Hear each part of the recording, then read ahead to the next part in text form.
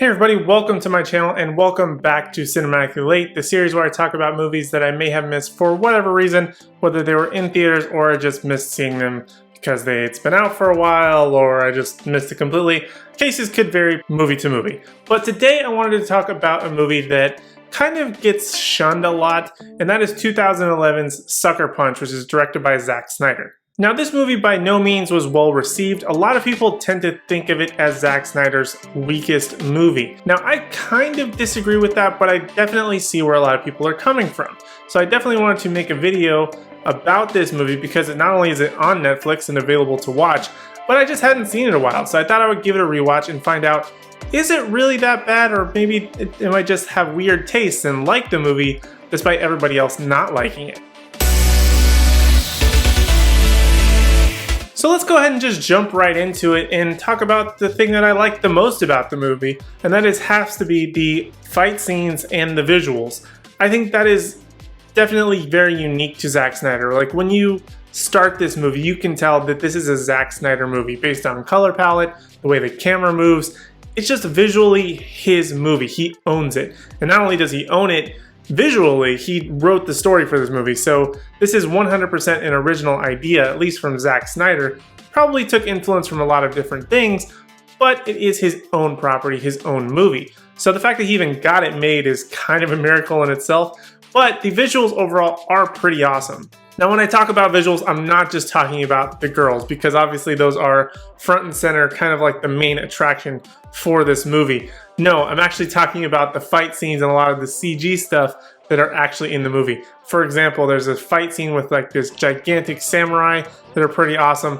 There's some dragons. There's a bunch of like World War II gigantic robots. Super cool stuff, but I think it's just like the combination of being in this very weird movie with a weird story that it kind of gets bogged down and you kind of get distracted by the girls and this weird story that you kind of forget just how awesome some of the visuals actually are. Now, I actually want to circle back to the point that I just made about the story and it being an original story. That's going to lead me into point number 2, which is I think this movie might have been just a little too meta for a lot of fans to actually enjoy.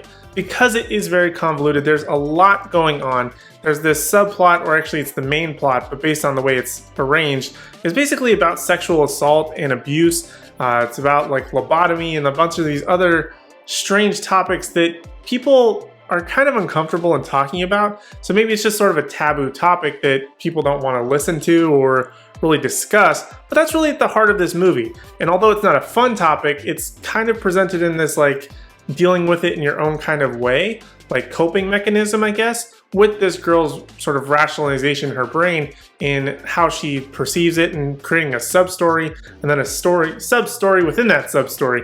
It very much is Inception, which is actually very interesting because this movie came out the year after Inception. So why did it do so much more poorly?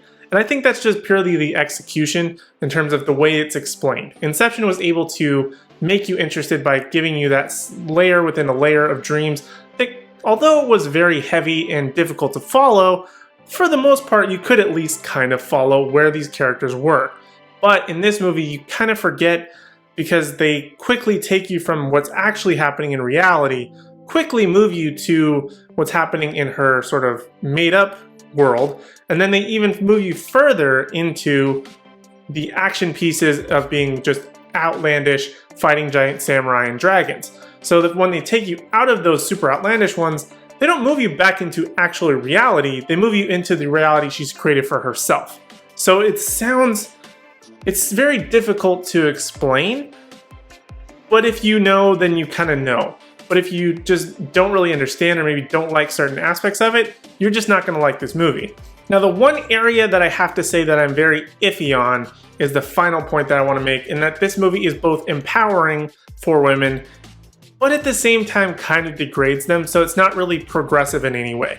It's empowering because it gives these characters, obviously an all-female cast, at least for our main characters, makes them badasses. Like, they're 100% awesome using guns and swords, kicking all kinds of ass, and being able to survive 99% of it.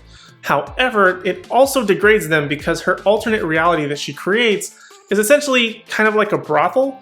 and the way that these girls have to sort of dance and sort of use themselves sexually in order to get the objects and do things that they want to do in order to survive in this world. So it's awesome that they get this opportunity to be like, yeah, girl power is awesome, kicking ass, gonna destroy everything and really show them what we're made of. But then on the same token, they're saying that the only way we can do this is by selling ourselves, more or less, and kind of like having to degrade ourselves to a point where we have to get low in order to raise ourselves up, if that makes any sense. And I'm not trying to get on any kind of soapbox here, but that's just the way that I interpreted the movie from an adult's perspective. When I watched this as a teenager, I was baffled and just loved it for what it was. But this one, when you watch it as an adult, you kind of understand the plots more, not so much focus on the girls, and you kind of just enjoy the ride. If you enjoy, just kind of turn off your brain and enjoy the ride for what this is, you'll have a good time with Sucker Punch. If you try and make any sense out of it, trying to get some deeper meaning out of it, realistically, you're probably not going to like it, which I think a lot of people were expecting when you have these five females just kicking ass, that these people wanted to see some kind of like empowerment, like this growth moment, but it was kind of degrading, so it didn't get that achievement and success that it wanted to get. And it just, I think that's where this movie falters a lot of the time. So does Sucker Punch have a lot of problems? Absolutely. There's tons of problems. It's riddled with it. Is it kind of a product of its time? Also, yes, because Zack Snyder was just doing Zack Snyder at that point. He had had the success of 300 and a couple of other franchises pre-BVS and Justice League and all that stuff. So by the time he got there, he kind of crafted it and perfected it a little bit better. Plus, he was working with more of a male cast in both 300 as well as in the later movies. But for the most part, if you can just kind of turn your brain off and enjoy this movie for what it is, not trying to make too much sense out of it, just look forward to those badass action sequences and that female empowerment aspect of it, kind of ignoring the other part of it, you'll probably have a good time and at least enjoy the movie for what it is. So if you did want to check it out and you didn't want to buy it, if you do have Netflix, it is currently available to watch on Netflix as of the recording of this video. So if you want to go check it out, rewatch it, give it another try if you're up to it. If not, if you have seen it, let me know your thoughts and opinions down in the comment section down below. I would love to hear what you have to say.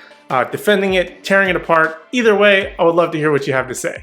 Also, while you're down there, don't forget to leave a thumbs up as well as hit that subscribe button along with the notification bell so you get notified every single time I have an upcoming video. Definitely want to make sure you share these videos as well as mainly recommend these to your friends. Get them to subscribe. I'm on my way to 300 subscribers and I want to get there so I can have a giveaway of a gift card to possibly you. So I want you to make sure you subscribe as well as make sure your friends subscribe, because I want to give something away, but I can't do it unless I get to 300 subscribers. So if you can help me out, I would greatly appreciate it. So go ahead and hit that subscribe button right over here right now to make sure you don't miss out on any other videos, as well as check out this awesome playlist of Cinematically Late that I have right over here. And other than that, thank you guys so much for watching, and I hope to see you in the next one.